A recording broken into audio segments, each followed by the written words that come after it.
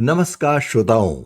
आज दिल और दुनिया पर हम बहुत ही एक इंटरेस्टिंग और दिल को छू लेने वाली बातचीत करने जा रहे हैं। Tarot in love and relationships. Tarot से हम क्या पूछते हैं और सच में हमें टैरो से क्या पूछना चाहिए। वैलेंटाइन सीजन का एक अपना अलग इमोशनल फ्लेवर होता है। कुछ लोग प्यार में होते हैं, कुछ हार्ट ब्रेक से हील कर रहे होते हैं और कुछ लोग अभी भी उस स्पेशल कनेक्शन का इंतज़ार कर रहे होते हैं। ऐसे वक्त पर दिल से जुड़े सवाल और भी गहरे हो जाते हैं और वही क्यूरियोसिटी हमें अक्सर टैरो तक ले आती है।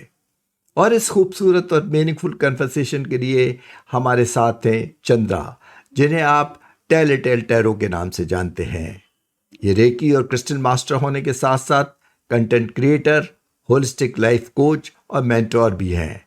पिछले एक दशक से टैरो के जरिए इन्होंने ग्लोबली अनगिनत सेशंस किए हैं, लेकिन आजकल इनका फोकस सिर्फ रीडिंग तक सीमित नहीं है। ये टैरो एजुकेशन पर भी काम कर रही हैं और टैरो से जुड़ी मिथ्स को ब्रेक कर रही हैं, ताकि लोग टैरो को सिर्फ प्रेडिक्शन नहीं बल्कि सेल्फ अवेयरनेस और क्लैरिटी का टूल समझ पाएं। और इसी खूबसूरत सोच को आगे बढ़ाते हुए चलिए शुरू करते हैं दिलचस्प बातचीत। चंद्रा जी, आपका हमारे स्टूडियो में बहुत बहुत स्वागत है। लेकिन लगता है आज फिजा में वैलेंटाइन सेलिब्रेशंस के रंग भी बिखरे हुए हैं, इसलिए आज कुछ मौसम बदला बदला सा है। बिल्कुल, बिल्कुल। नमस्कार आलोक जी, लवली टू रिकनेक्ट और दिल और दुनिया के इस मंच का तहे दिल से शुक्रिया। I am really looking forward to today's conversation और जैसा आपने कहा in the season of love and a deeper dive in the realm of tarot. Thank you so much once again. तो चलिए बातचीत शुरू करते हैं। आपके पास चंद्रा जी सब लोग अपनी कई कई समस्याएं लेकर, प्रॉब्लम्स लेकर आते रहते हैं, लेकिन अब ये जी। बताइए कि लोग प्यार और रिश्तों को लेकर टैरो रीडिंग के लिए कितनी बार आते हैं और ज़्यादातर आम तौर पर किस तरह की मदद उनको चाहिए होती है, किस तरह की क्या क्या क्या किस तरह की आपके पास मदद मांगने आते हैं ये सारे लोग। जी, जी।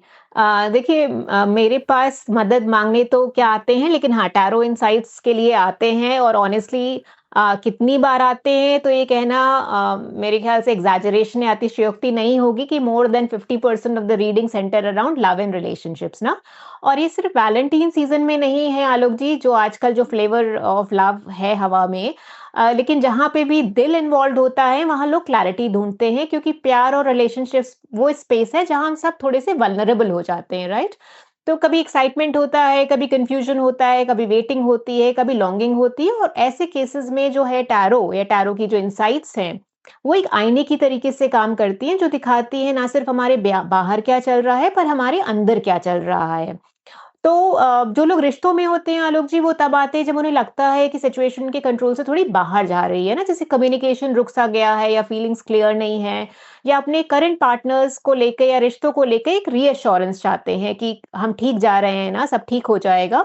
हम्म। कोई एक्स के बारे में भी क्लोज़र ढूँढ रहा होता है, वो ये सोचता होता है कि चैप्टर सच में खत्म हो गया या अभी कुछ बाकी है, क्या वो वापस लौट के आएगा? कुछ लोग सोलमेट कनेक्शन की तलाश में आते हैं, वंडरिंग कि अगर प्यार रास्ते में है या अगली रिलेशनशिप कब होगी? और कई लोग हार्ट ब्रेक के बाद ये समझने आते हैं कि जो हुआ वो क्यों हुआ? सो ऐसे कहूँ तो हर कॉन्टेक्स्ट में जो इमोशंस हैं वो अलग होते हैं, होप, डाउट, अटैचमेंट या हीलिंग के। लेकिन जो कोर होता है, वो ज़रूरत अक्सर रीअश्योरेंस या इमोशनल वैलिडेशन की होती है ना, क्योंकि ज़्यादातर लोग शुरुआत में बस ये समझना चाहते हैं कि वो जो महसूस कर रहे हैं क्या उनकी फीलिंग्स लेजिट है, मायने रखती हैं या बेमानी है। हम्म। टैरो का काम आलोक जी वहीं से शुरू होता है क्योंकि सबसे पहले वो उस इनसिक्योरिटी को, उस एंग्ज़ायटी को रिफ्लेक्ट करके ताकि जो क्वेरेंट है, जो क्लाइंट है, वो अपने अनुभव को स्वीकार कर सके बिना खुद को जज किए हुए, राइट? फिर धीरे-धीरे जो रीडिंग का फ़ोकस है वो रीअश्योरेंस देने से आगे बढ़ता है। क्योंकि कार्ड अक्सर पॉज़ या रिफ्लेक्शन की तरफ इशारा करते हैं पर्सपेक्टिव बदलने के लिए आपके क्या अगर सबकॉन्शियस जो फ़ियर्स हैं, पैटर्न्स को पहचानने के लिए। और जैसे-जैसे रीडिंग ग्रेजुएट करती है, यहाँ टैरो रेडीमेड आंसर्स नहीं देता ना, वो ऑब्जेक्टिविटी और अवेयरनेस लौटाने में मदद करता है, जिस इमोशनल फॉग में, जो धुंध में आप उलझे हुए हो, उससे आगे और बढ़कर, उसके ओवर एंड बियॉन्ड। और अक्सर यही जो शिफ्ट होती है ना, वो एम्पावरिंग होती है आलोक जी, क्योंकि वो रीअश्योरेंस से क्लैरिटी की तरफ का जो सफ़र है, जब ये बात समझ में आने लगती है तो सवाल भी बदलने लगते हैं और लोग सिर्फ ये नहीं पूछते कि आगे क्या होगा, बल्कि ये भी देखने लगते हैं कि वो जो उनकी जो करंट सिचुएशन है, जो परिस्थिति है, उसमें वो किस तरीके से खड़े होना चाहते हैं आलोक जी।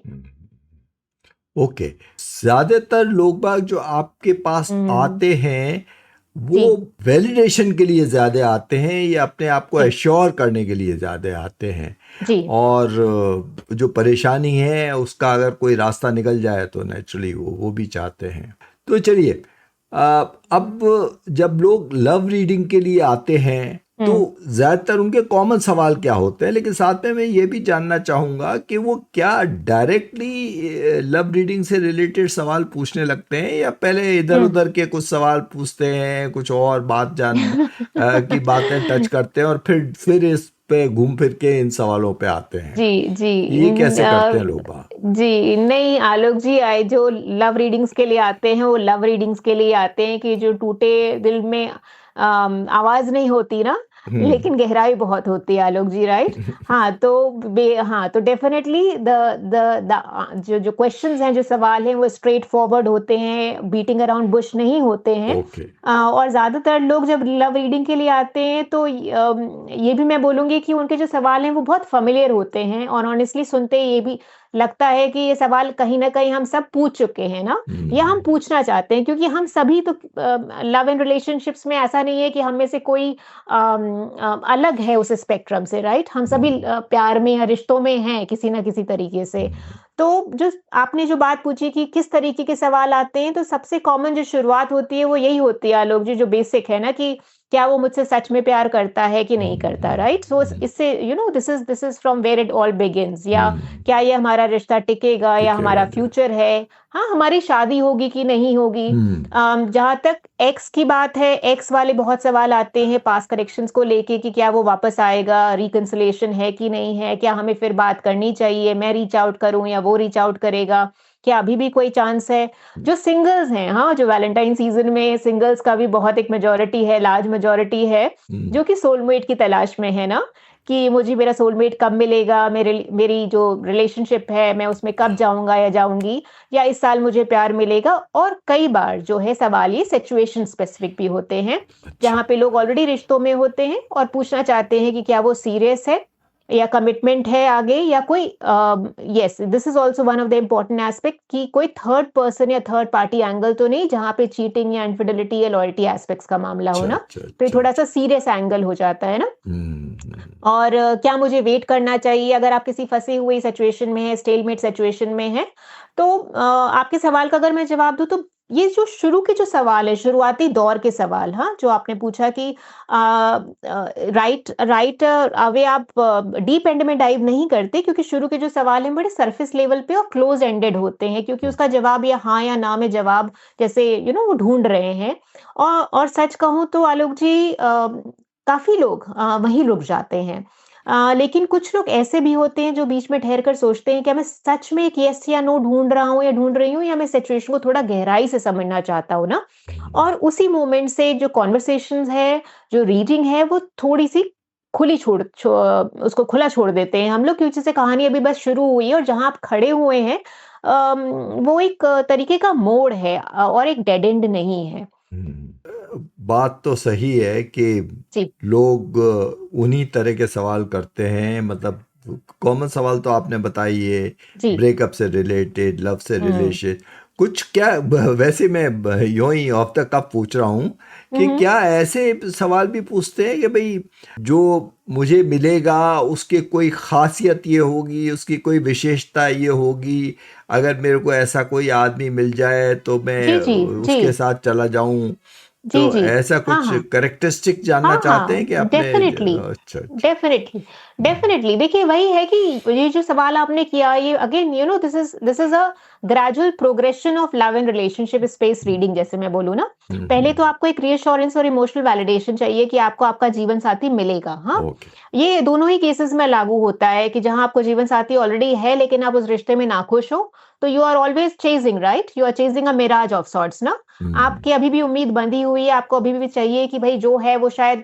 आपके आपके आपके लायक नहीं है, आपके हिसाब से नहीं है और एक जो ट्रू लव है जिसको हमने बोलते हैं ना, true love in the idealistic sense of word ना, वो कहीं न कहीं आपका इंतज़ार कर रहा है। तो डेफ़िनेटली उस रीअश्योरेंस की बियॉन्ड वो उसकी एक पिक्चर मान लीजिए या विज़न मान लीजिए, जो हाँ, टैरो के थ्रू देखना चाहते हैं, हाँ? जो कि कहीं न कहीं वो छवि उनके दिमाग में, उनके दिल और दिमाग में ऑलरेडी है, लेकिन वो आपको अगेन एक वैलिडेशन चाहिए आपको वैलिडेशन टैरो चाहिए। रीडिंग के।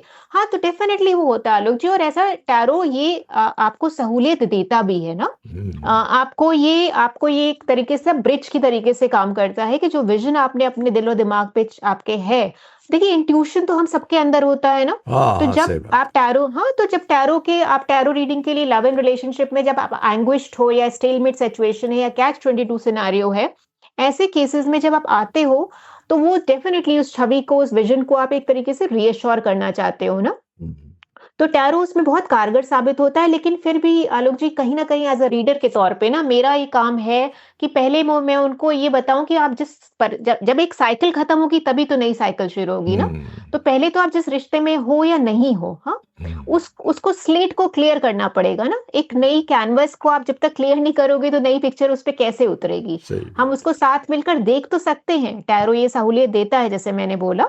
साधक है इस चीज़ में, लेकिन आपको अपनी ज़िंदगी की जो स्लेट है, जब तक आप उस मिट्टी में से जो वीड है या वो जो रूट है, वो नहीं निकालोगे, तो नए सीड्स कैसे आप बोओगे और कैसे वो पनपेंगे? तो यही एस्पेक्ट है आलोक जी, जो हम अपने लव एंड रिलेशनशिप रीडिंग्स के माध्यम से कवर करते हैं। चलिए, तो प्यार और प्यार के अंदर मिराज इन सब के नाम पे रुक के एक कोई प्यारा सा गाना सुन लेते हैं हम लोग, ज़रूर है आलोक ना? जी, फिर आगे चलते हैं। श्योर।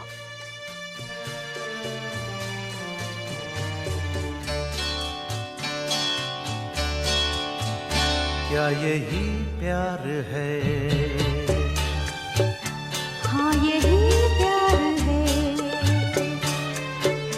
ओ दिल तेरे बिन कहीं लगता नहीं, वक्त गुजरता नहीं। क्या यही प्यार है? हाँ हाँ हाँ यही प्यार है। ओ दिल तेरे बिन कहीं लगता नहीं, वक्त गुजरता नहीं। क्या यही प्यार है? हाँ यही प्यार है।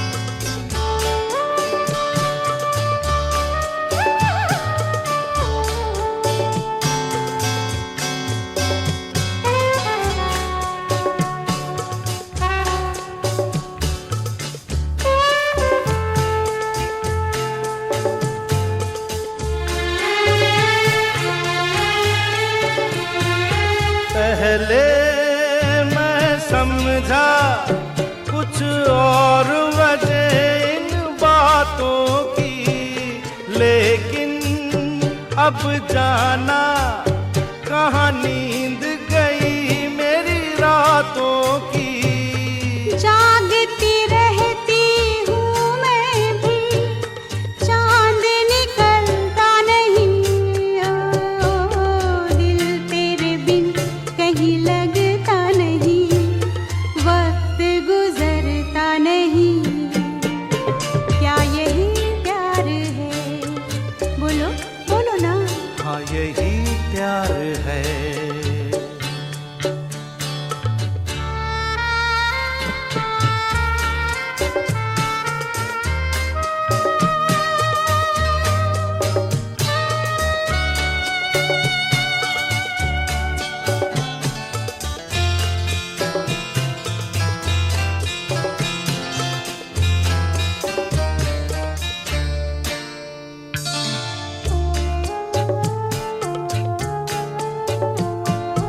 कैसे भूलूंगी तू, याद हमेशा आएगा। तेरे जाने से जीना मुश्किल हो जाएगा। अब कुछ भी हो दिल पे कोई जोर तो चलता नहीं, दिल तेरे बिन कहीं लगता नहीं, वक्त गुजरता नहीं, क्या यही प्यार है? हाँ, हाँ यही प्यार है।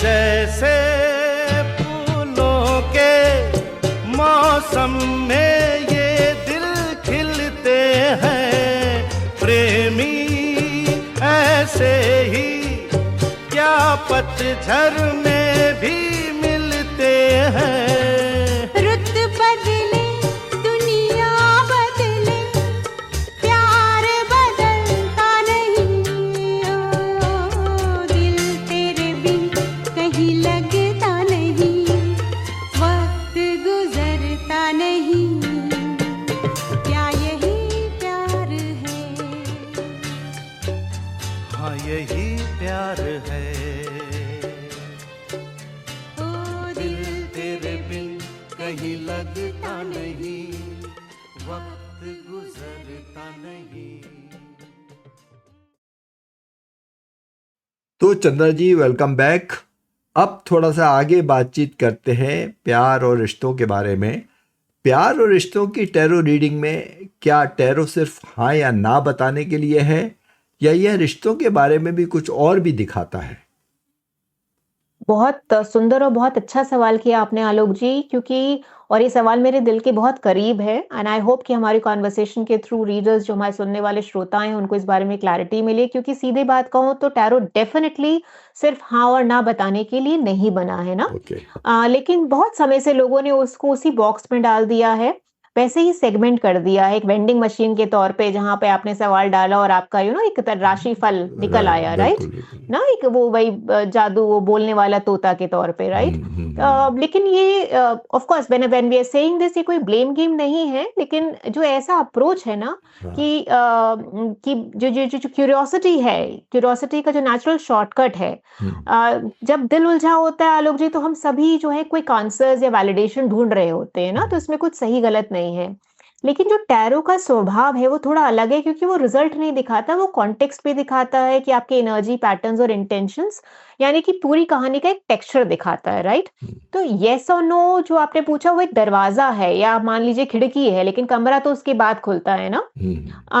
एक चीज अगर मैं आपको इसको बोलूं तो इसको ऐसे समझिए कि कई बार होता है ना, जिस किताब का एक कवर एक साधारण सा या डल सा दिखता है, इसका मतलब ये नहीं होता कि उसके अंदर की कहानी भी फीकी होगी ना। ओके। और जो किताब बाहर से बहुत अपीलिंग या ग्लैमरस लगती है, जरूरी नहीं कि उसके पन्नों में हमको वही चमक मिले, वही रस मिले। ओके।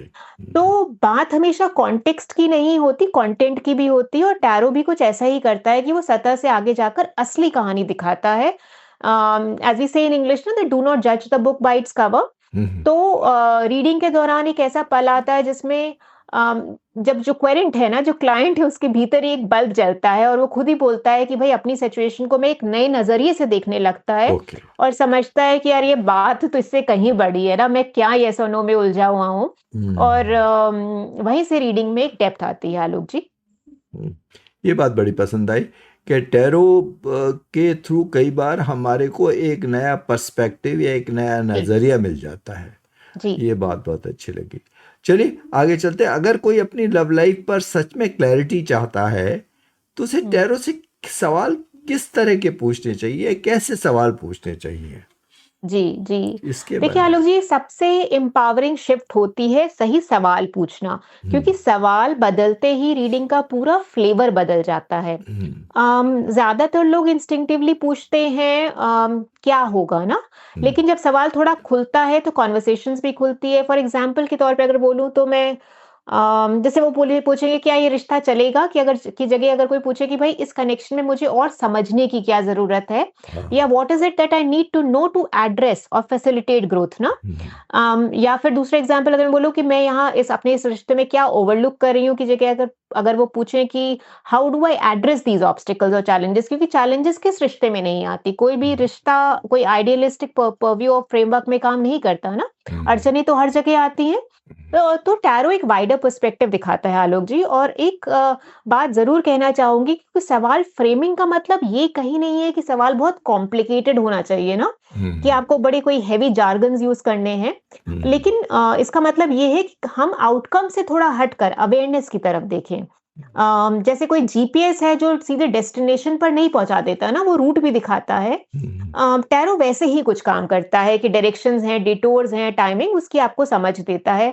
कई बार लोग रीडिंग के बीच में खुद को अपने सवाल को खुद ही रिफाइन करने लगते हैं और यही यही एक वंडरफुल एस्पेक्ट है टैरो रीडिंग सेशन का। क्यों शुरुआत जो है जैसे आपने पहले सवाल में किया ना हाँ या ना से शुरू होता है लेकिन धीरे-धीरे उनकी क्यूरियोसिटी उनकी समझ में बदल जाती है और वो खुद ही पूछते हैं, अच्छा चंद्रा बताइए मेरे हिस्से की सीख कहाँ है? हाँ? या ये लर्निंग तो मुझे पहले भी हुई थी, ये पैटर्न तो मैंने पहले भी देखा था रिपीट होते हुए। और जब ये सवाल इस जगह से आते हैं तो रीडिंग सिर्फ जवाब नहीं देती, डायलॉग बन जाती है, जहाँ पे जो क्वेरेंट है, जो पूछने वाला है, जो क्लाइंट है वो खुद भी एक्टिवली हिस्सा लेता है और एक एम्पावरिंग जो रीडिंग सेशन है ना, वो निकल के आता है आलोक जी। Very good. तो चलिए मतलब सवाल ये बात बड़ी ज़ोरदार है कि कोई बहुत जी। कॉम्प्लिकेटेड सवाल फ्रेम करने की ज़रूरत नहीं है, बहुत जी। सीधे तरह से सहज रूप से आपको सवाल पूछने चाहिए, जो भी जी। आपके दिल में हो उसके से। तो चलिए सवालों और जवाबों के इस जाल के अंदर से निकल के हमें कोई अच्छा सा गाना सुनते हैं। ये क्या हुआ, कैसे हुआ, कब हुआ, अब क्या सुनाए?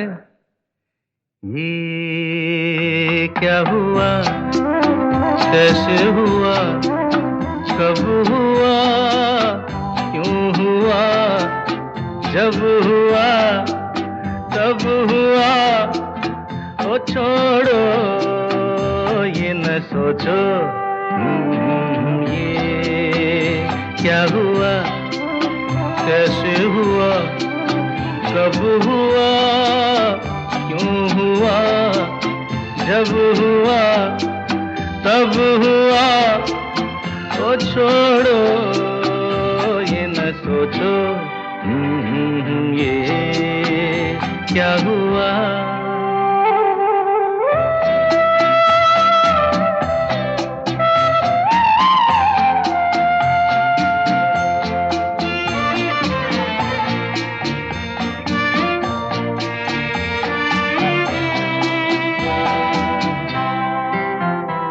हम क्यों शिकवा करे झूठा, क्या हुआ जो दिल टूटा, हम क्यों शिकवा करे झूठा, क्या हुआ जो दिल टूटा, शीशे का खिलौना था, कुछ ना कुछ तो होना था, हुआ ये क्या हुआ, कैसे हुआ, कब हुआ, क्यों हुआ, जब हुआ, तब हुआ, ओ छोड़ो ये न सोचो, ये क्या हुआ, समझे ना?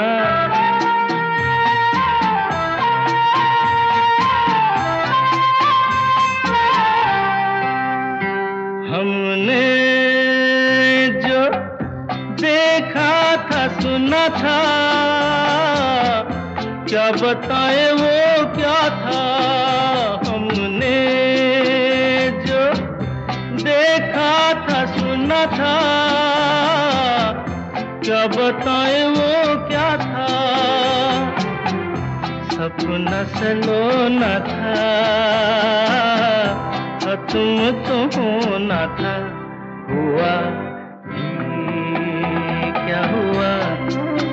कैसे हुआ, कब हुआ, क्यों हुआ, जब हुआ तब हुआ, ओ छोड़ो ये न सोचो, ये क्या हुआ।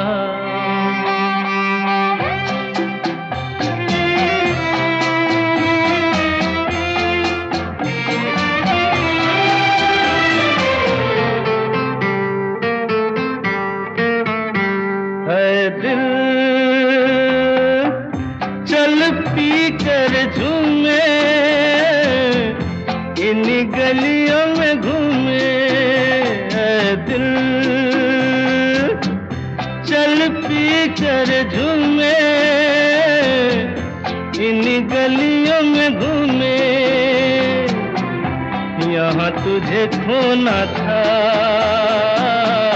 बदनाम होना था, हुआ ये क्या हुआ, कैसे हुआ, कब हुआ, क्यों हुआ, जब हुआ तब हुआ, ओ छोड़ो ये न सोचो, ये क्या हुआ। तो वेलकम बैक चंद्रा जी। अब मैं अगला सवाल आपके सामने रखता हूँ। तो ये बताइए, रीडिंग के वक्त एक इंसान को क्या ध्यान में रखना चाहिए ताकि उसे सही समझ मिल सके?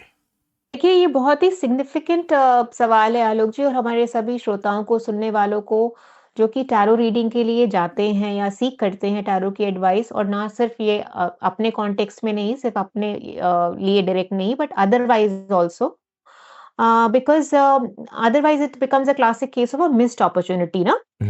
तो जो चीजें ध्यान में रखनी चाहिए, अगर मैं उनको लिस्ट करूं, तो सबसे पहले तो ओपननेस है आलोक जी, जिसके बारे में हमने पहले भी बात करी, क्योंकि टैरो को एग्जाम नहीं है जहां पे आपको किसी सही जवाब को पकड़ना है ना। इसमें इनफैक्ट टैरो के रेल में कुछ सही या गलत नहीं होता। ये कॉन्वर्सेशन है आपके सबकॉन्शियस, आपकी करंट रियलिटी और आपकी पॉसिबिलिटीज के बीच में। इसलिए रीडिंग में आने से पहले रिजिड एक्सपेक्टेशंस को थोड़ा ढीला छोड़ना चाहिए। ओके। तो वही ना, जो आपने बोला, कॉम्प्लेक्स सवाल की जरूरत नहीं है जितना आपके ओपननेस की जरूरत है। आप प्री मेडिटेटेड आउटकम्स को दरकिनार करते हुए ये देखें कि भाई यूनिवर्सल विजडम आपको क्या गाइड कर रही है और कहाँ ले जा रही है ना। दूसरी बात है आलोक जी, आपका इंटेंशन। हाँ, आप क्या जानना चाहते हो और क्यों जानना चाहते हो, राइट?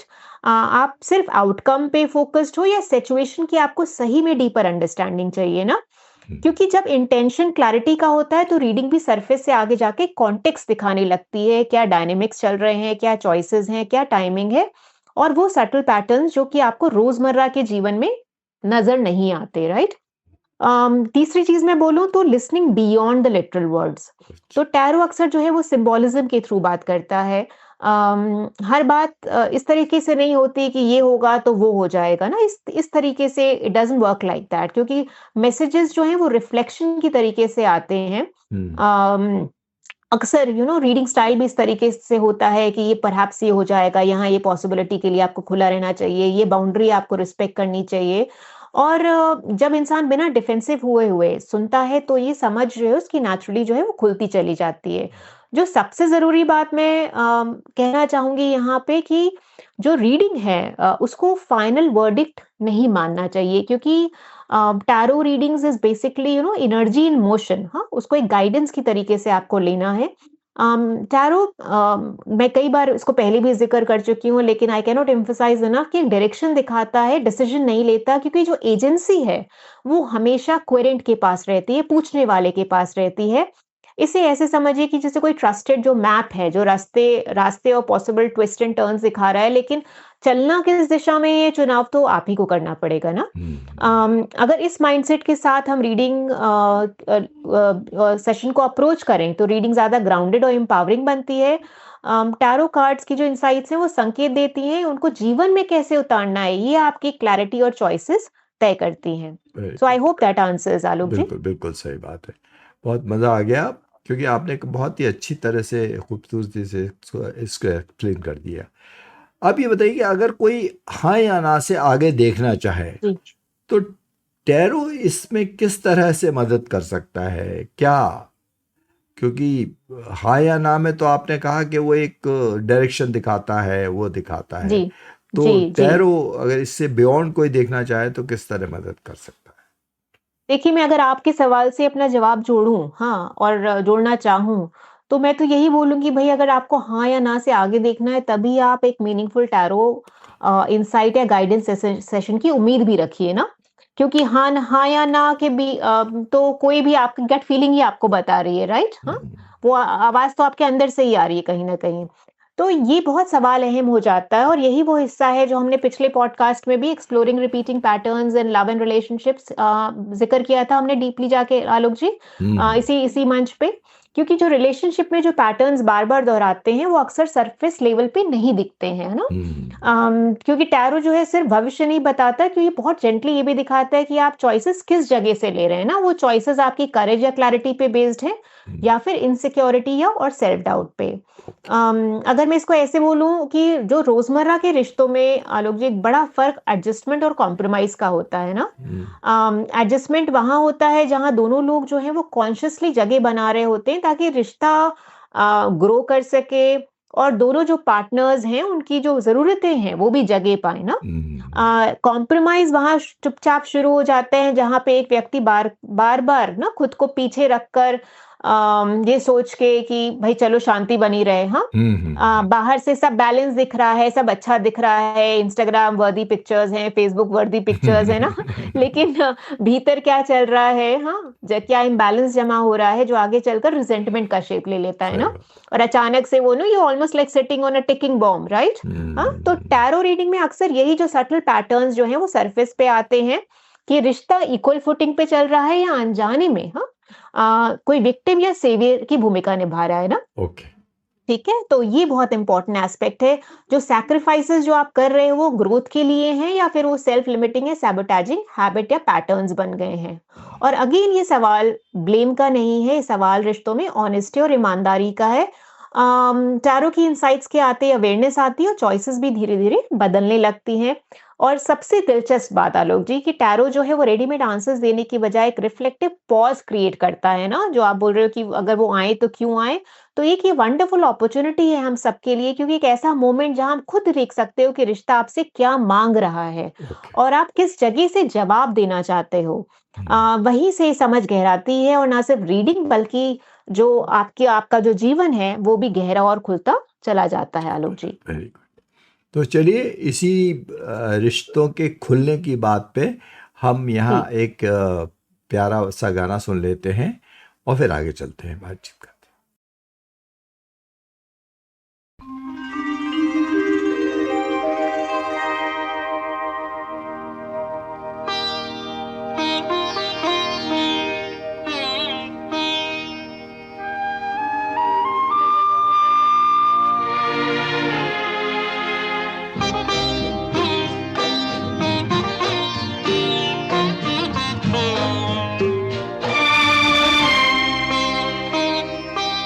तेरे बिना जिंदगी से कोई शिकवा तो नहीं, शिकवा नहीं, शिकवा नहीं, शिकवा नहीं। तेरे बिना जिंदगी भी लेकिन जिंदगी तो नहीं, जिंदगी नहीं, जिंदगी नहीं, जिंदगी नहीं। तेरे बिना जिंदगी से शिकवा तो नहीं।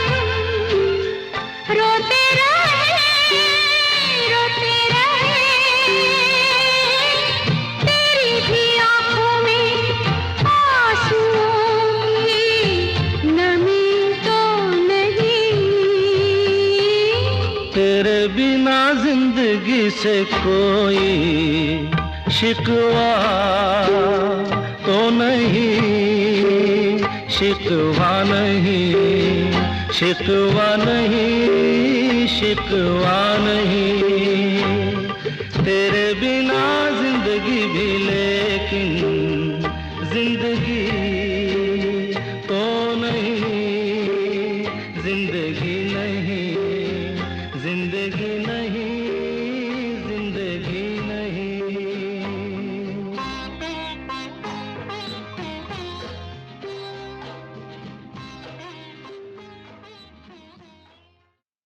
हाँ तो चंद्रा जी, अब हम आखिरी पायदान पर आ गए हैं।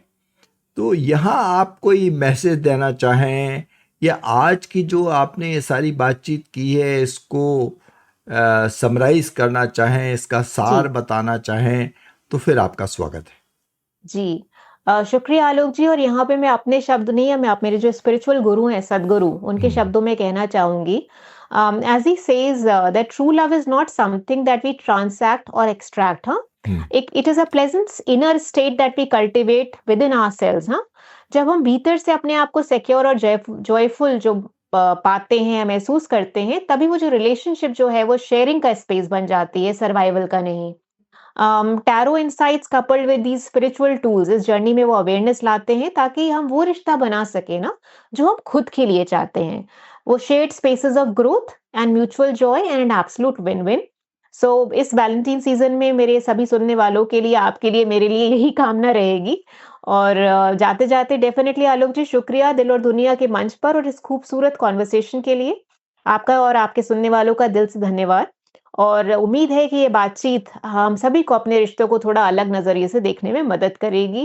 And it will definitely add a dash of self awareness this Valentine. वाह, बहुत मज़ा आ गया आज की बातचीत में। तो दोस्तों, आज की बातचीत से एक बात ज़रूर समझ आती है कि वैलेंटाइन सीजन से सेलिब्रेशन का नहीं बल्कि रिफ्लेक्शन का भी एक खूबसूरत मौका हो सकता है। थोड़ी अवेयरनेस और टैरो गाइडेंस के साथ हम अपने रिश्तों को और भी ज़्यादा मीनिंगफुल और एंड्योरिंग बना सकते हैं। उम्मीद है ये बातचीत आपको सोचने पर मजबूर करेगी। आप अपने थॉट्स और सवाल हमें भेज सकते हैं जिन्हें चंद्रा आगे एक्सप्लोर करेंगी। मैं हूं आरजे आलोक कुमार। मिलते हैं अगले एपिसोड में एक मीनिंगफुल कन्वर्सेशन के लिए। Thank you.